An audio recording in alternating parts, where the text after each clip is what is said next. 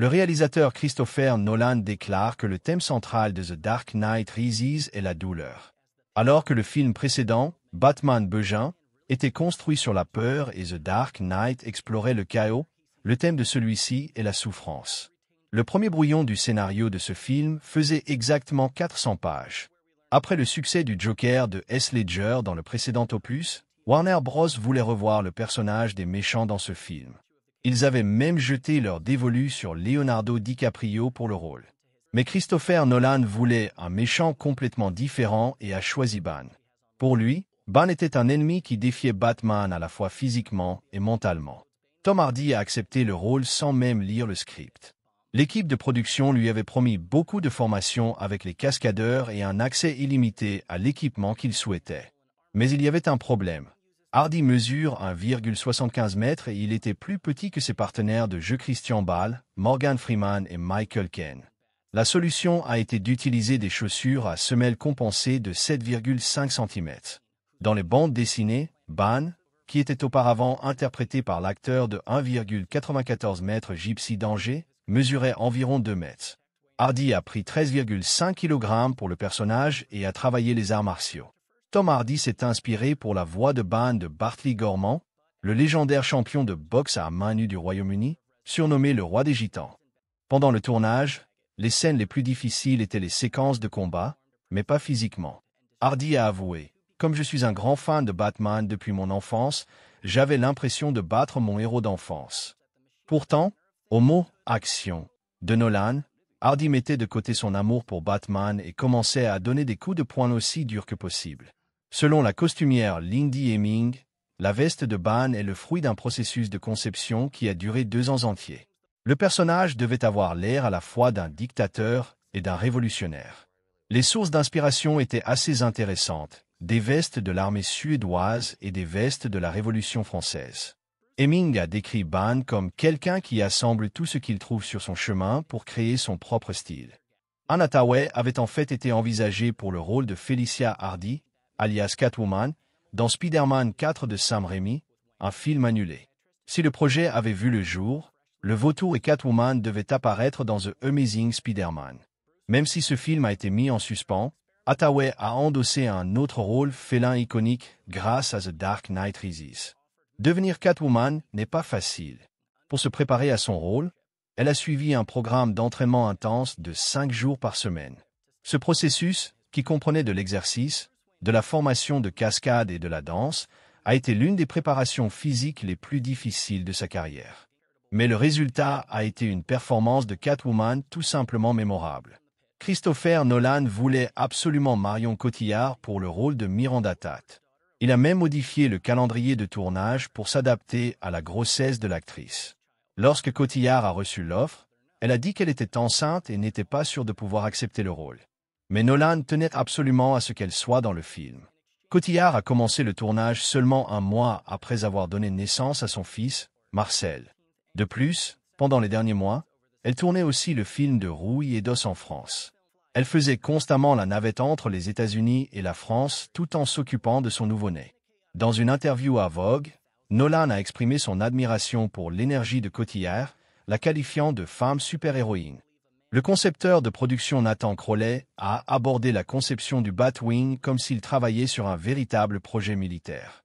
Il l'a conçu pour qu'il s'intègre à la même famille de conception que la Batmobile et le Batpo. Parmi ses sources d'inspiration, on trouvait des avions militaires comme l'avion à décollage vertical Harrier Junk Jet, le Bell Boeing 22 Osprey et l'hélicoptère Boeing AH-64 Apache. Pour faire voler le Batwing, diverses techniques ont été utilisées. Il était soutenu par des câbles, suspendu à des grues et des hélicoptères, et même monté sur un véhicule spécial à commande hydraulique pour simuler le mouvement. L'armure de Batman était composée de 110 pièces distinctes. La couche intérieure était en maille polyester haute technologie respirante et absorbant l'humidité. Des revêtements en urethane souple ont été ajoutés pour compléter l'armure. Des panneaux en fibre de carbone ont été placés sur les jambes, la poitrine et l'abdomen pour une résistance supplémentaire. Le casque a été conçu pour s'adapter parfaitement à partir d'un moulage du visage de Christian Bale.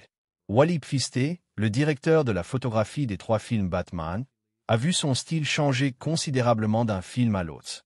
Batman Begin a été tourné en utilisant beaucoup la technique de la caméra à l'épaule, tandis que The Dark Knight Rises présente des plans plus fluides et stables. Les scènes de combat sont également remarquables. Le directeur de la photographie, Wally Pfiste, voulait tourner l'intégralité du film en format IMAX. Nolan et Pfiste ont clairement indiqué qu'ils n'aimaient pas la technologie 3D.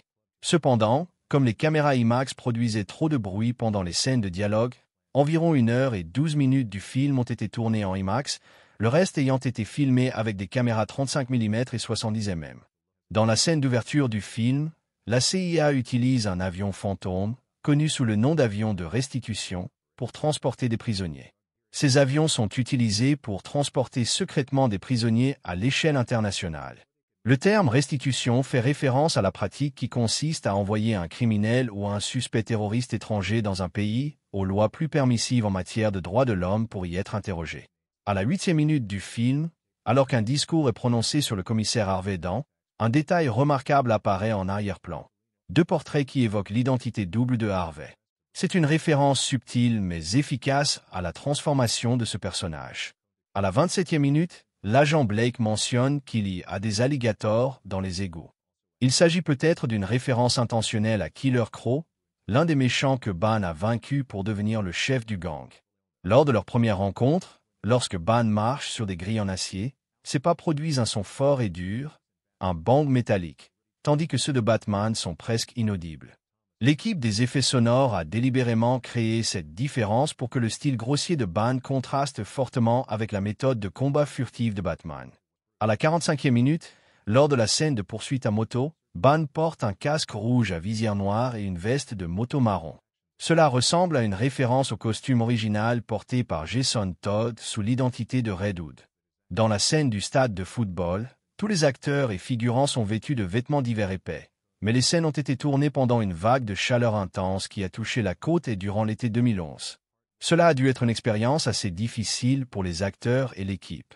Selon les producteurs, la réplique de Bane à la 88e minute « Then you have my permission to die » « Alors vous avez ma permission de mourir » a été improvisée sur le moment par Tom Hardy. L'expression « Gotham is reckoning », le châtiment de Gotham, utilisée par Bane, signifie s'élever en vieil anglais. C'est un message fort qui décrit l'objectif et l'ascension de Bane dans ce film. À la 115e minute, lorsque Jonathan Crane, l'épouvantail, apparaît pour la première fois en tant que juge, il porte un manteau très usé d'où semble sortir de la paille. C'est une référence évidente à son alter ego, l'épouvantail. Ce film est le seul de la saga Batman où la bataille finale a lieu à l'aube. Alors que les scènes de combat précédentes de la trilogie se déroulaient toujours la nuit, cette fois, l'affrontement final a lieu après le lever du jour. Christopher Nolan utilise un motif fort autour des masques tout au long du film. Batman, Bane et Catwoman portent tous un masque. Dans le manoir de Bruce Wayne, il y a une collection de masques de tribus africaines. Miranda Tate organise un bal masqué. Chose intéressante, la seule personne qui ne porte pas de masque à ce bal est Bruce Wayne. Cela rappelle la réplique de Rachel Dow à Bruce dans Batman Begin. Environ un an avant la sortie du film, Christopher Nolan a envisagé de faire apparaître le Joker brièvement, pendant une seconde. L'idée était d'utiliser des scènes supprimées de The Dark Knight et des effets numériques pour ramener le Joker de Heath Ledger, un peu comme Bryan Singer avait ramené Marlon Brando numériquement dans Superman Returns. Les billets pour les projections IMAX étaient épuisés jusqu'à 6 mois à l'avance.